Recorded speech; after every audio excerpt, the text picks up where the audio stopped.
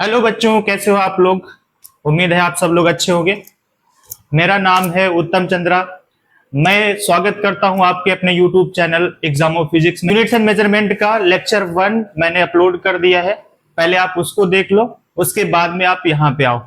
आज हम पढ़ने वाले हैं कि फिजिकल क्वांटिटी को रिप्रेजेंट कैसे करते हैं और डायमेंशनल फॉर्मूला कैसे निकालते हैं। तो आइए स्टार्ट करते हैं। हेडिंग लिखिए representation of representation of physical quantity।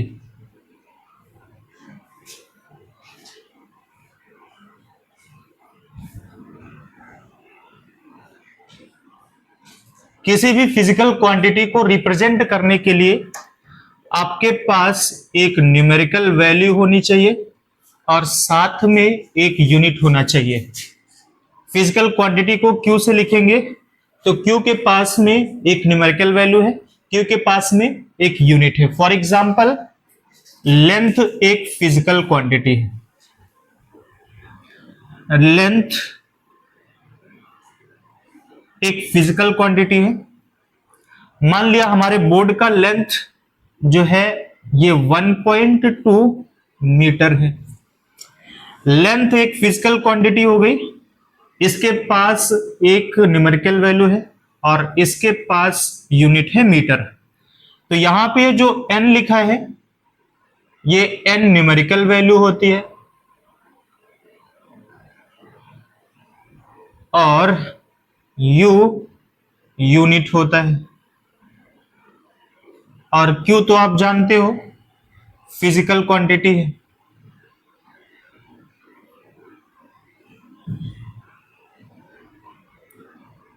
Physical quantity, ध्यान दो, अगर हम यूनिट को कन्वर्ट करें, ये 1.2 मीटर लिखा है, अगर मीटर को सेंटीमीटर में कन्वर्ट करें तो ये बनेगा 1.2 इंटू 10 की पावर 2 सेंटीमीटर, या फिर ये कहें 1.2 metre is equal to 120 centimetre. ध्यान से समझो, यहां पे लेंथ वही है, उसी बोर्ड का लेंथ है, लेंथ को सेम रखा, यूनिट अलग अलग रखा है हमने। आपको पता है कि मीटर लार्जर यूनिट होता है और सेंटीमीटर स्मॉल यूनिट होता है। लार्जर यूनिट के साथ में न्यूमेरिकल वैल्यू कैसी है? स्मॉल, और यहां पे स्मॉल यूनिट के साथ में न्यूमेरिकल वैल्यू कैसी है? लार्ज। तो आप समझ पा रहे होंगे ये कॉम्बिनेशन है स्मॉल एंड लार्ज का, लार्ज एंड स्मॉल का। मतलब अगर फिजिकल क्वांटिटी सेम है, if Q is same then numerical value in first system of unit and unit in first system is equal to numerical value in second system into unit in second system। तो आपने relation पढ़ा होगा, when Q is equal to constant then relation N1 U1 is equal to N2 U2 hold करता है। या फिर आप ये भी बोल सकते हो Q सेम है तो यहां से लिख सकते हो Q कांस्टेंट, तो ये बनेगा NU is equal to constant. अगर आप N को उधर लेके जाओ तो U क्या बनेगा? U is equal to constant divided by N। यहां पे आप देख पा रहे हो न्यूमेरिकल वैल्यू और यूनिट में उल्टा रिलेशन है, मतलब unit is inversely proportional to numerical value. जब न्यूमेरिकल वैल्यू बड़ी होगी तो यूनिट उसके साथ में छोटी होगी, और जब न्यूमेरिकल वैल्यू छोटी होगी तो यूनिट बड़ा होगा। तो मैंने बताया कि U is equal to constant divided by N, मतलब यहां पे जो यूनिट होता है न्यूमेरिकल वैल्यू के इनवर्सली प्रोपोर्शनल होता है। अगर हम ग्राफ ड्रॉ करें, graph of u versus n, तो ग्राफ कैसा बनेगा? बेसिक क्लास में मैंने बता रखा है कि अगर कहीं भी रिलेशन इनवर्सली प्रोपोर्शनल का है तो ग्राफ बनता है रेक्टेंगुलर हाइपरबोला। तो आप यहीं पे लिखो, ग्राफ बनेगा रेक्टेंगुलर हाइपरबोला। यहां पे मैंने एक्स एक्सिस ड्रॉ किया, वाई एक्सिस ड्रॉ किया। एक्स एक्सिस पे मैंने न्यूमेरिकल वैल्यू ले रखा है और वाई एक्सिस पे यूनिट ले रखा है। ग्राफ ड्रॉ करना होगा तो इस टाइप का ग्राफ बनेगा। इस ग्राफ को बोलते हो रेक्टेंगुलर हाइपरबोला। या फिर आप ऐसा भी बोल सकते हो, n को यहां पे रख लो, u को यहां पे रख लो, तो this will become n is inversely proportional to u। दूसरा ग्राफ हम n और u के बीच में ड्रॉ कर रहे हैं, ये ग्राफ भी रेक्टेंगुलर हाइपरबोला आएगा। पढ़ते हैं नेक्स्ट ग्राफ।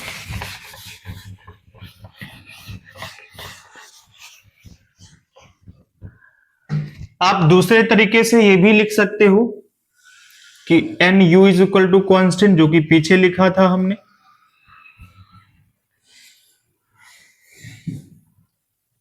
यहां पे मतलब क्या है, न्यूमेरिकल वैल्यू और यूनिट का प्रोडक्ट जो होता है वो कांस्टेंट होता है।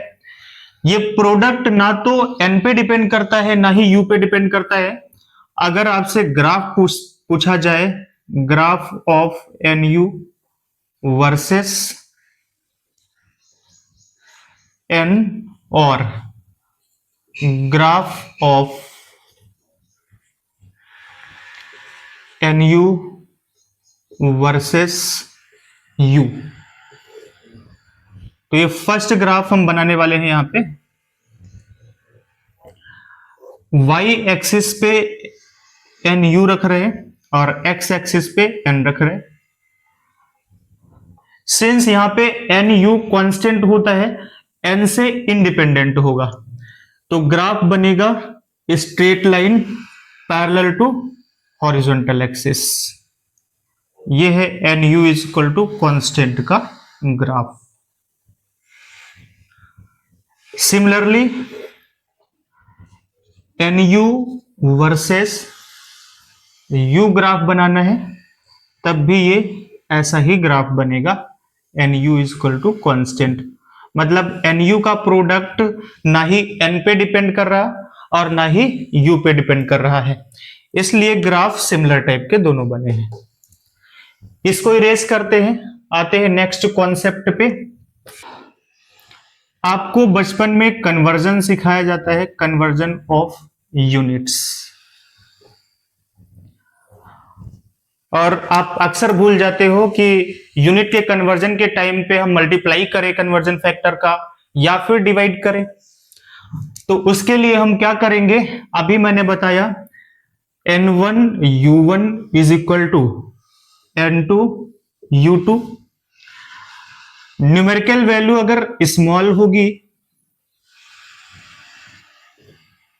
तो यूनिट लार्ज होगी, न्यूमेरिकल वैल्यू अगर लार्ज होगी तो यूनिट स्मॉल होना चाहिए। फॉर एग्जाम्पल अभी जो मैंने लेंथ लिया था, लेंथ ऑफ बोर्ड ये 1.2 मीटर है। इसको अगर सेंटीमीटर में कन्वर्ट करना हो, 1.2 मीटर कितने सेंटीमीटर के इक्वल होगा, तो आपको पता है कन्वर्जन फैक्टर 100 होता है, बट आप भूल जाते हो कि 100 से डिवाइड करें या फिर 100 से मल्टीप्लाई करें। तो याद रखना, मीटर और सेंटीमीटर में बड़ी यूनिट कौन सी है, मीटर, ये लार्ज यूनिट है। तो इसके पास में न्यूमेरिकल वैल्यू स्मॉल है और सेंटीमीटर स्मॉल यूनिट है, तो इसके पास में न्यूमेरिकल वैल्यू जो होनी चाहिए ये लार्ज होनी चाहिए। अब मुझे बताओ 1.2 छोटी वैल्यू, इसको बड़ा बनाने के लिए 100 से मल्टीप्लाई करोगे या फिर डिवाइड करोगे? 1.2 मीटर को 1.2 को लार्ज बनाने के लिए 100 से मल्टीप्लाई करना पड़ेगा। तो ये 1.2 इंटू 100 कर सकते हो, तो ये बनेगा 120 सेंटीमीटर। सेंटीमीटर स्मॉल यूनिट है, इसलिए इसके पास न्यूमेरिकल वैल्यू लार्ज आएगी। न्यूमेरिकल वैल्यू लार्ज बनाने के लिए हमको 1.2 में 100 से मल्टीप्लाई करना पड़ेगा। आया समझ में? नेक्स्ट हेडिंग नोट करिए, सप्लीमेंट्री क्वांटिटीज। सप्लीमेंट्री क्वांटिटीज क्या होती है? सप्लीमेंट्री क्वांटिटीज आपको पहले मैंने फंडामेंटल क्वांटिटी पढ़ाया, उसके बाद पढ़ाया आपको डिराइव्ड क्वांटिटी। फंडामेंटल और डिराइव्ड को छोड़ करके दो क्वांटिटी ऐसी बच रही थी जो फंडामेंटल वाले ग्रुप में भी नहीं बैठ रही थी और डिराइव वाले ग्रुप में भी नहीं बैठ रही थी। क्यों? ऐसा क्या था इनमें? ये ऐसी क्वांटिटीज थी जिनके पास यूनिट था बट डायमेंशन नहीं था। डायमेंशन क्या होता है वो आगे पढ़ोगे आप। फंडामेंटल क्वांटिटी के पास में भी यूनिट होता है, डायमेंशंस होते हैं। डिराइव्ड क्वांटिटी के पास में भी यूनिट होता है, डायमेंशंस होते हैं। बट सप्लीमेंट्री क्वांटिटी के पास में यूनिट तो होगा बट डायमेंशन नहीं होगा। तो इनका डेफिनेशन ही यही है, द क्वांटिटीज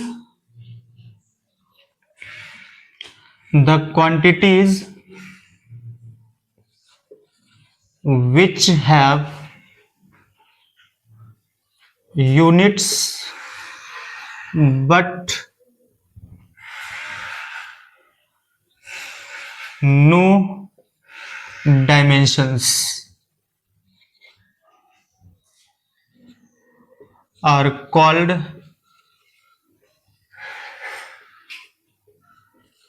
supplementary quantities.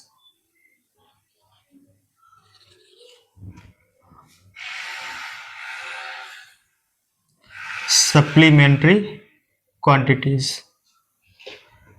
ये दो क्वांटिटी है। पहला क्वांटिटी, फर्स्ट क्वांटिटी हमारा है प्लेन एंगल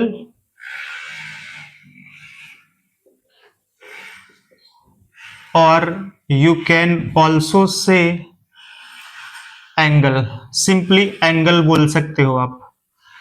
क्या होता है प्लेन एंगल? ध्यान से सुनो। It is the angle between two planes. एक ये प्लेन है, दूसरा ये प्लेन है। ये दोनों किसी एंगल पे इंक्लाइंड है। अगर आप सामने से देखोगे तो आपको लाइन दिखेगी, एक ये लाइन, एक ये वाली लाइन। आप बोल सकते हो दो लाइंस के बीच में जो एंगल होता है उसको आप प्लेन एंगल बोल सकते हो, या फिर दो प्लेन्स के बीच में जो एंगल होता है उसको प्लेन एंगल बोलोगे। तो आप क्या कहोगे? एंगल बिटवीन या एंगल फॉर्म्ड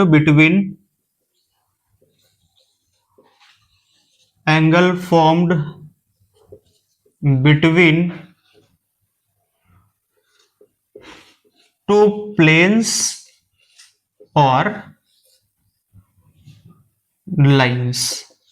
दो लाइंस के बीच का एंगल या फिर प्लेन के बीच का एंगल। यहां पे देखो जरा, एक पॉइंट हमारा O है।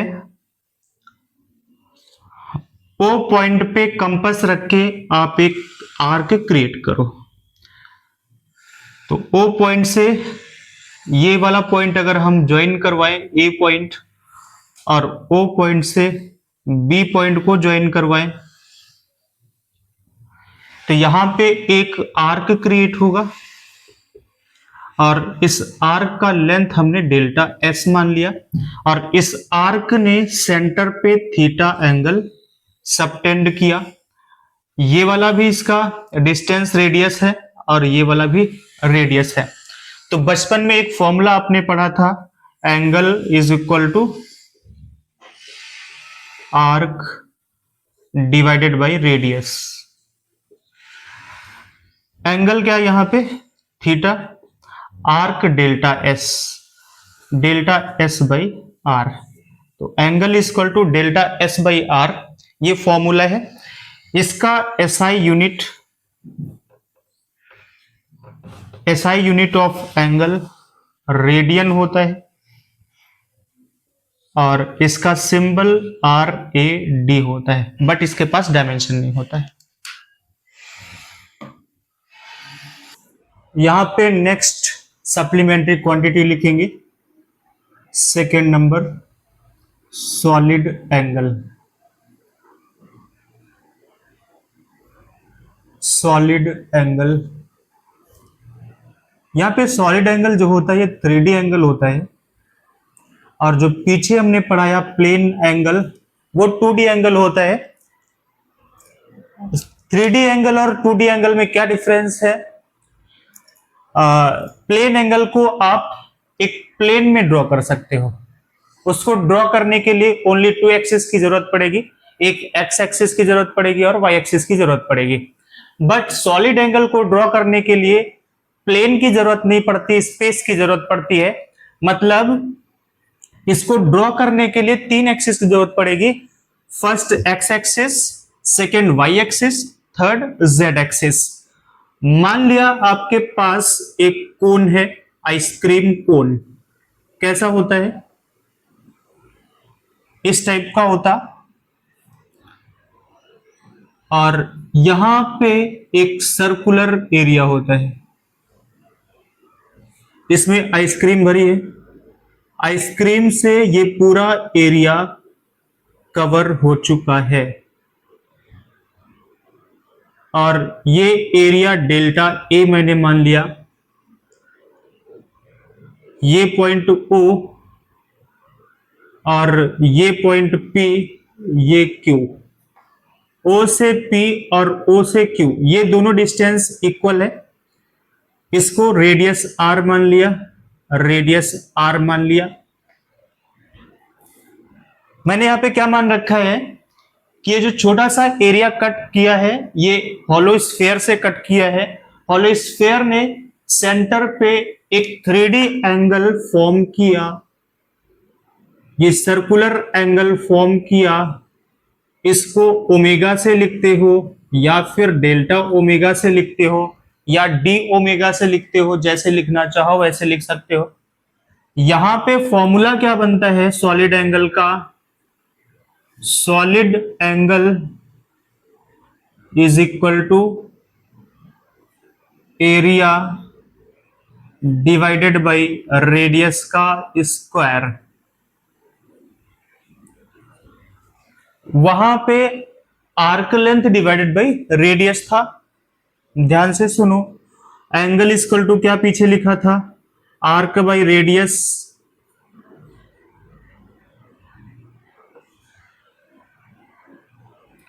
आर्क का डायमेंशन भी एल होगा, रेडियस का भी डायमेंशन एल होगा, दोनों कैंसिल आउट होकर के डायमेंशन लेस बनते हैं। बट इसका यूनिट अलग से हम लोग डिफाइन करते हैं, रेडियन। सिमिलरली यहां पे एरिया बाय रेडियस स्क्वायर है, एरिया का एल स्क्वायर, रेडियस स्क्वायर का भी एल स्क्वायर डायमेंशन हुआ, तो एल स्क्वायर से एल स्क्वायर कैंसिल होगा, इसलिए ये डायमेंशन लेस बनेगा। तो सॉलिड एंगल को यहां पे हम लिख रहे हैं डेल्टा ओमेगा से, और एरिया यहां पे डेल्टा ए है, रेडियस आर है, आर का स्क्वायर है। यहां पे एसआई यूनिट क्या होता है इसका? SI unit of solid angle steradian होता है, स्टेरेडियन, सिंबल इसका एस आर। और ये डायमेंशनलेस क्वांटिटी जो कि पहले मैं बता चुका हूं सप्लीमेंट्री क्वांटिटी के डेफिनेशन में। ये बात हो गई सप्लीमेंट्री क्वांटिटीज को, सप्लीमेंट्री क्वांटिटीज की बात हुई। आपको मैंने पढ़ाया फंडामेंटल क्वांटिटीज, आपको मैंने पढ़ाया फंडामेंटल क्वांटिटीज, आपको मैंने पढ़ाया डिराइव्ड क्वांटिटीज, और आपको मैंने यहां पे पढ़ाया सप्लीमेंट्री क्वांटिटीज। ये 3 टाइप की क्वांटिटीज आपकी यहाँ पे कंप्लीट हो चुकी हैं। अब आइए समझते हैं कि डायमेंशंस क्या होते हैं, डायमेंशनल फॉर्मूला कैसे निकलता है, फंडामेंटल क्वांटिटी का डायमेंशंस क्या होते हैं, डिराइव्ड क्वांटिटी का डायमेंशंस क्या होते हैं। अब हेडिंग लिखेंगे आप dimensions. What is dimension? Dimension को डिफाइन करने के लिए हम लोग थोड़ा बहुत कुछ बेसिक आइडिया लेते हैं, उसके बाद में आपको समझ में आएगा कि डायमेंशन होता क्या है। आपको यहां पे हमने 3 फिगर दिए। फर्स्ट लाइन दिया है, सेकंड एक स्क्वायर दिया, और थर्ड एक क्यूब दिया है।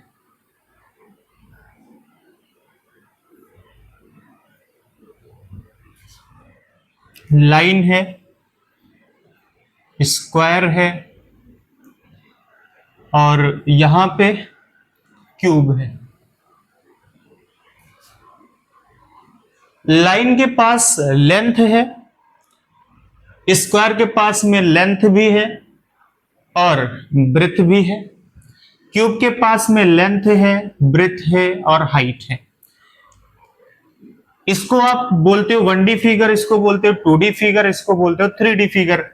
अगर लाइन के लेंथ की बात करें, let's say it is 2 metre, और एरिया के स्क्वायर के एरिया की बात करें, मान लिया इसका 2 मीटर साइड लेंथ है, 2 मीटर इसका लेंथ भी है, 2 मीटर इसका ब्रेथ भी है, तो 2 स्क्वायर मतलब 4 मीटर स्क्वायर इसका एरिया आप बताओगे। इसका लेंथ मैंने 2 मीटर मान लिया क्यूब का, ब्रेथ भी 2 मीटर मान लिया,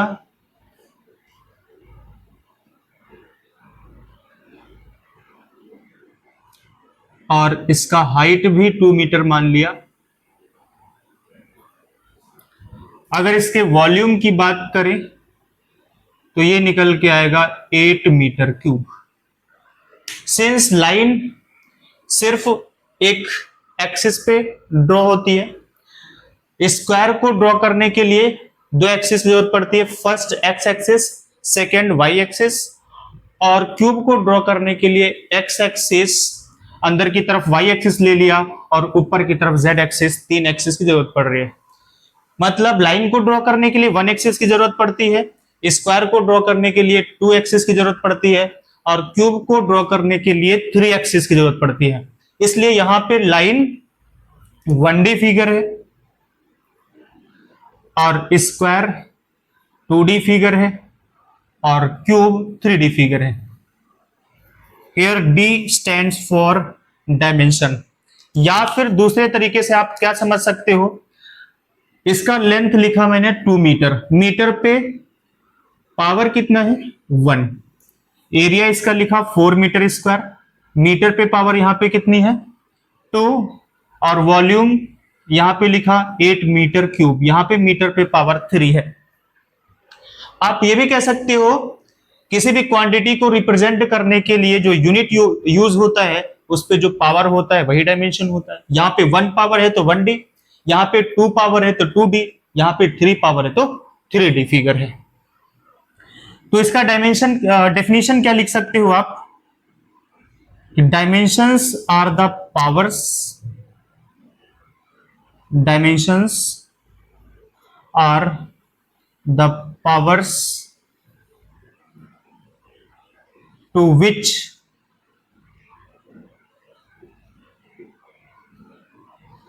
a fundamental quantity raised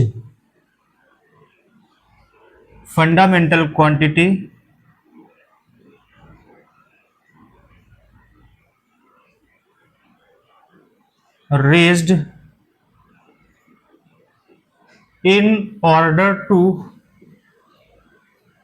express the derived unit of a quantity।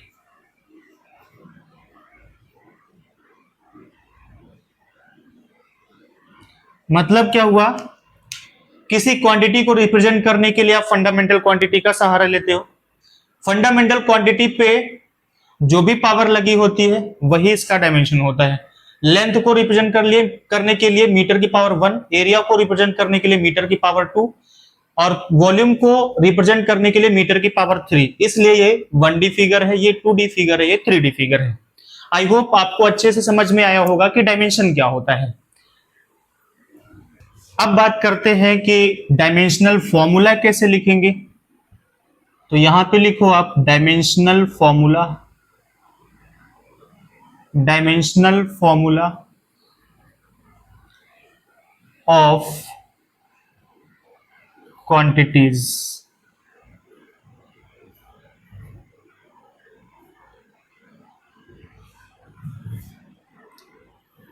आपको मैंने पढ़ाया फंडामेंटल क्वांटिटी क्या होता है, आपको पढ़ाया डिराइव्ड क्वांटिटी क्या होता है, आपको पढ़ाया हमने सप्लीमेंट्री क्वांटिटी क्या होता है। मैंने बताया कि फंडामेंटल क्वांटिटी के पास में भी यूनिट होता है और डायमेंशन होता है। डिराइव्ड क्वांटिटी फंडामेंटल से बनी होती है, इसलिए इनके पास भी यूनिट होगा, इसके पास भी डायमेंशन होगा। बट सप्लीमेंट्री क्वांटिटी के पास ओनली यूनिट है, डायमेंशन नहीं है। इसलिए सप्लीमेंट्री क्वांटिटी के डायमेंशंस की टेंशन लेना छोड़ दो, उसकी कोई टेंशन नहीं लेना है आपको। तो यहां पे आप फर्स्ट लिखोगे फंडामेंटल क्वांटिटी,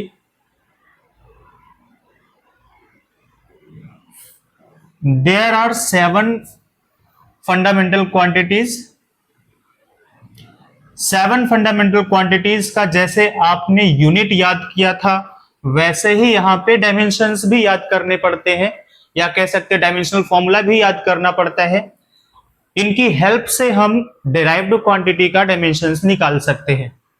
तो यहां पे एक टेबल ड्रॉ करेंगे, यहां पे सीरियल नंबर लिखेंगे, यहां पे फंडामेंटल क्वांटिटी लिखेंगे,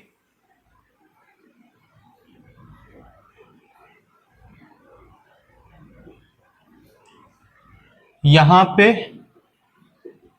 डायमेंशंस या फिर डायमेंशनल फॉर्मूला लिखेंगे।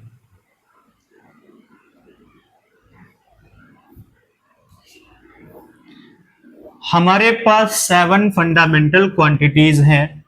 फर्स्ट क्वांटिटी का नाम मास है, सेकेंड क्वांटिटी का नाम length, and third quantity is time, fourth quantity is temperature, fifth quantity is electric current,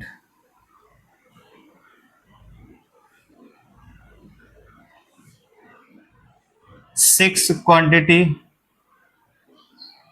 luminous intensity,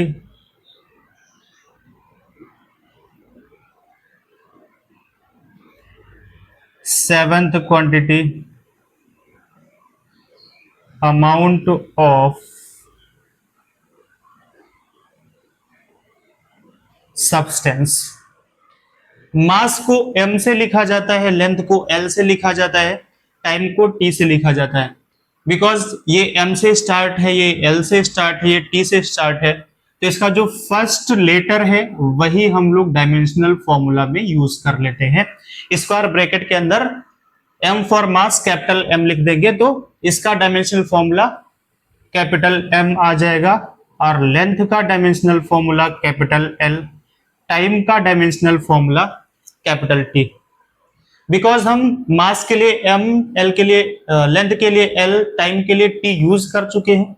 temperature भी T से स्टार्ट होता है, बट यहां पे हम T यूज कर चुके हैं, तो यहां पे हम T नहीं यूज करेंगे, इसके लिए थीटा यूज करते हैं। इलेक्ट्रिक करंट के लिए हम लोग एम्पियर जो हमारा यूनिट था उसका कैपिटल A यूज करते, स्क्वायर ब्रैकेट के अंदर कैपिटल A। ल्यूमिनस इंटेंसिटी का भी जो यूनिट था उसी को हम लोग ले लेते हैं, कैंडेला CD, और amount of substance mole MOL, इसको स्क्वायर ब्रैकेट के अंदर हम लोग लेते हैं। तो ये डायमेंशनल फॉर्मूला बन जाता है अमाउंट ऑफ सब्सटेंस का। यहां पे हमने टेबल बना दिया है 7 फंडामेंटल क्वांटिटीज का, और उनकी डायमेंशनल फॉर्मूला का।